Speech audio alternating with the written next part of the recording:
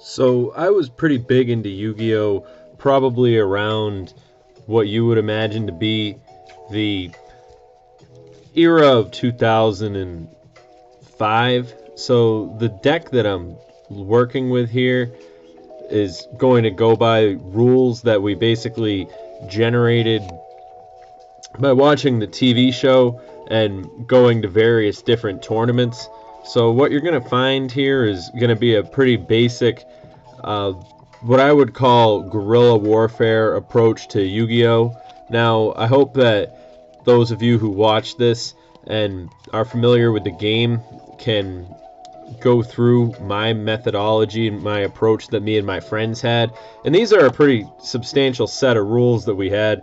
So, I mean, you got your basics, you got your Man-Eater Bug, you got your Dark Hole. These are ones that I'm fairly certain are bannable, well, are just banned cards. Now, the one that I really want to start this video off with, and while I have most of your attention, is this card right here. Now, if you're unfamiliar with this card, the name of it is the Great Maju Gurazet, and I'd argue that this is probably the most overpowered Yu-Gi-Oh card in the entire game, just based on the fact that the effect of this card is so up for interpretation. Now I'm going to read the effect of this card right now. The attack of this card becomes twice the original attack of the tribute monster you use to tribute summon this card. And then this guy, he's got 1, 2, 3, 4. He's got 1, 2, 3, 4, 5, 6 stars. So I think that means you would have to sacrifice one card to get this boy on the field. But let me tell you something. Once you got this guy on the field, it was all over. You think about it. I mean, according to the approach that I had, in theory, if you had summoned Goblin Attack Force, you'd have a card with 2,300 attack points. So you tribute summon this card, and then you got this guy up there, and he has 4,200 attack right off the rip. I mean, I'm going to get into Egyptian God cards in just a second, but my favorite to use was Obelisk, for the main reason being that if you contribute summon Obelisk, then this boy right here would have 8,000 attack.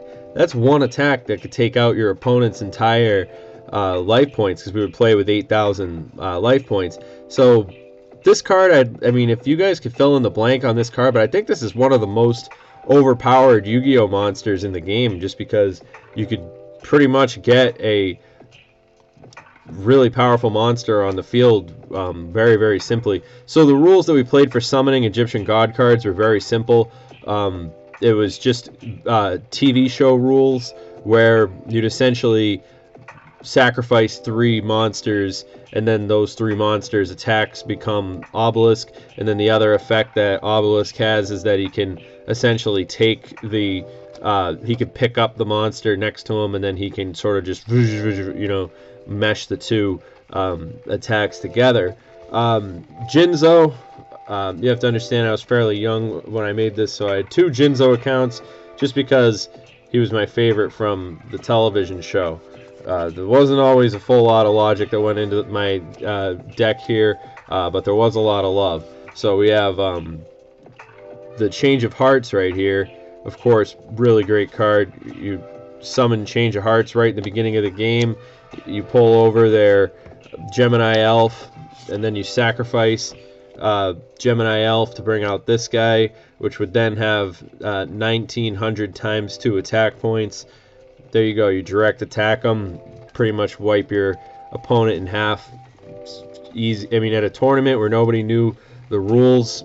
Yeah, so this is essentially just another Gemini Alpha monster type with 4 stars that you could basically bring on the field right as soon as you started playing. So you'd have a monster with 1,900 attack, which was the point back then. I know that Yu-Gi-Oh! Has totally different rules then, but that's the whole point of this video. So you bring out your Goblin Attack Force first turn.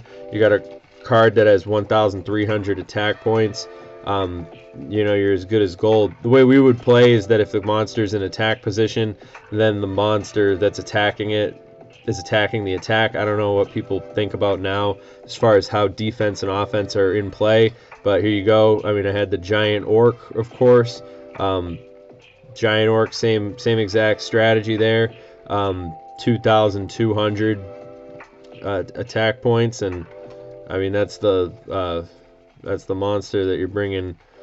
That's the monster you're bringing to the table with that sort of situation. Next up, we have the Zyborg Thunder Monster. Now, I do not remember the effect of this card. So when this card is tribute summoned successfully, destroy one monster on the field. So yeah, you could pretty much get a direct attack with your... Not that great of a card. I had this card. I never actually understood the effect here. When I used to play with this card, I don't even, to this day, I don't know what the effect of this card is. I've never read it, but it's cool. It was on the cover of the pack. It's a really cool looking card. I might get it PSA graded one in I might get another version of it. Acts of Despair. This goes along with my strategy. So say I'd play Giant Orc, give him Acts of Despair. You get a 3,200 attack card on the field. You're golden. Basic trap cards, tribute to the Doom makes a lot of sense. Basically the same strategy here goes into play, where I'd play spell shit to advance my monsters. This card I had just because I was a really big fan of Jinzo, so and obviously that's got our boy Jinzo, and it was a really important card at the time. This card my friend told me to put in my deck, but I never really used it in the game. But I think this is a really good card. I think it's also banned. Just goes to show you how much I actually knew about the game. Same with this one, just another cool looking one that I bought like at a flea market that I put in my deck just because I thought it looked cool and I wanted to carry it around in my main deck. This guy is not even in a case. Summon Skull, bring that out. Monster Reborn, obviously a banned card now, but a pretty obvious card. Regeki, who wouldn't have a Regeki? Another Acts of Despair. This one, another one that I just thought looked cool. That's obviously a pattern that you'll see. Yeah, Pot of Greed. A lot of cards that are, discard all the cards in your hand. It was just sort of a, try to draw cards, get your Egyptian God cards onto the field. It was part of the whole fun of the game. Heartbeat's Feather Duster, destroy all your opponent's magic cards. This one I remember using quite a bit. I don't remember what it does. Trap Hole, holographic, classic card. My first Yu-Gi-Oh card was actually a Trap Hole. Yeah, another sort of this is another one that my friend told me to put in my deck. Again, it was a lot of reading, so I don't exactly know what this card does, but I think it looks cool. At one point, I think I had 3 of them in my deck, but I wasn't skilled enough to play it. Slate Warrior, essentially the same concept as all the other ones. You try to get as much, your cards as high powered as possible. This guy always came in clutch. I remember this guy. I was always happy to get this guy and play him. His effect is if your opponent has 2 or more monsters than you have on the field, you can summon this card without offering any tributes. Yeah, so this guy was pretty badass. 2,200 and then no strings attached once you got him on there. And what a cool looking card. That was something. Yeah, this is one, everybody would tell me not to have in my deck, but this is my guy, heart of the cards, man. Another Slate Warrior. This lady, select 1 magic card from your graveyard and return it to your field. No brainer. That was an important card. Dark Elf, pretty substantial card, 2,000 attack. Get it right on the field. That was a big thing back in the playground days when I used to be playing. Another Gemini Elf. This guy just felt like I needed him on the team. And then Penguin Soldier. So let me know what you guys think about my deck. You got to remember the year I used to play. It was like 2005, so there were different rules back then. But back in the day, this was a pretty contestable thing to beat. You're going to, tournaments at Toys R Us and stuff like that. Peace.